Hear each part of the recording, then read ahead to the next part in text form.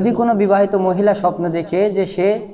নিজ স্বামীর সাথে বিবাহ করতেছে, তাহলে ব্যাখ্যা এরকম হইতে পারে যে তার জীবনে আল্লাহ তাআলা একটা সন্তান দান করবে যদি সন্তান না হয়। আর দ্বিতীয় ব্যাখ্যা এরকম হইতে পারে, যদি সে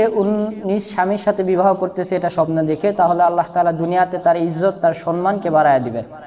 এবং আল্লাহ তাআলা তার জীবনে সফলতা দান করবেন এবং রহমত দান করবেন, বরকত দিয়ে আল্লাহ তাআলা তাকে ভরে দিবেন। কিন্তু যদি এরকম হয় যে কোনো নারী নিজ স্বামীকে স্বপ্নে না দেখে অন্য কোনো পুরুষকে স্বপ্ন দেখছে বা অন্য কোনো পুরুষের সাথে বিবাহ হচ্ছে, তাহলে এর স্বপ্নের ব্যাখ্যা এরকম হইতে পারে সে অনেক বিপদে পড়তে পারে বা তার গোপনীয় কোনো পাপ হয়ে গেছে, সে আল্লাহর কাছে কোনো অপরাধ করেছে, অথবা তার সাংসারিক জীবনের ভিতরে